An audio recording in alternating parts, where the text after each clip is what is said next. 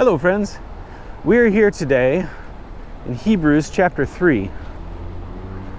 So this chapter starts again with the word therefore, and I'm pretty sure the next chapter, I think all of these concepts start with the idea of therefore. The last chapter was talking about how Jesus is greater than Abraham. The previous chapter was talking about how Jesus is greater than the angels. And here, we're talking about how Jesus is greater than Moses. And this is a big deal. You know, Moses is, they would consider Moses synonymous with the Old Testament. At least the first 5 books of the Old Testament. And the covenant they live under is the one that is under Moses.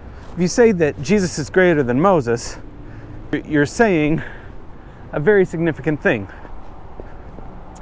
We should remember that this chapter is talking about people who have already decided to follow Jesus, and they're starting to turn back. So what the writer is saying here is that Jesus is greater than Moses, and the way that he is saying it is kind of interesting. He's talking about a house, and he's saying if someone builds a house, do you praise the house? Do you say, wow, you're a beautiful house? Or do you praise the person who created the house? So in this scenario, he's saying Jesus is the one who created the house. The church, the people of God, they are the house itself. Moses was a caretaker of the house. He was in charge of the house, but he's not the creator of it. Moses was essentially part of the household. He was the head of the household, but he was part of it. So Jesus, being the creator, is greater than Moses. But then he talks about what it was like living under Moses. When they were in the desert for 40 years, the people started following him. Everybody started following him. That he was leading them out of captivity. Led them out of captivity, and he let them free throughout all these plagues that they had, and even afterward. They're being chased by the Egyptians, and they are following Moses, and Moses is doing all these miraculous things so that they can be free, clearly through the power of God. So Moses here is a picture of Christ, but he's not the person himself. It's all coming through God. And what's interesting about this story is that when Moses was leading people into the desert, after a while, when things got good, they were like, oh man, we want to go back to Egypt. And there was trial after trial. I mean, I can't go into everything. That would take a very long time. But there was a lot of trials of faith that went on into the desert. And when they got to the other side, they sent people in to look at it.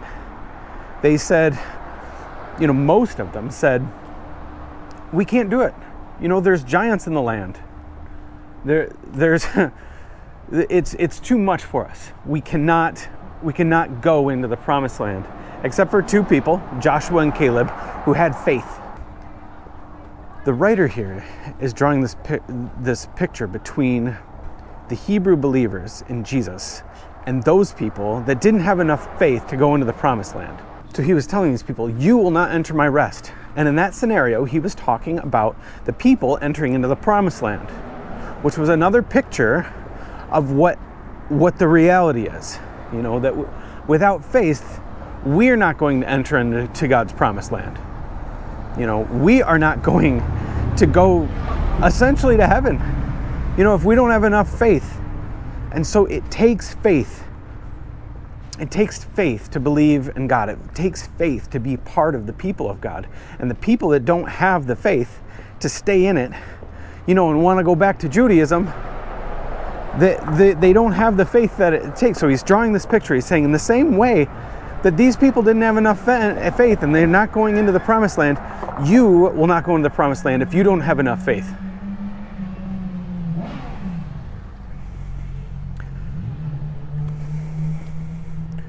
I think it's important to note that when we talk about people losing their salvation, I'm I'm not taking a hard side on that right now. I'm just saying that whether the person was a believer in the beginning or not, we know that some people appear to have faith. And then when it's tried, when it's tested, they don't. And this entire book is talking about people who were associated with the people of God and then walk away. And he's saying, don't do it. Don't do it. Have faith. Stay with us. And part of the way that he's saying to do it, and he's saying, every day you need to be with the people of God. And when someone is led astray, you need to exhort. You need to tell them.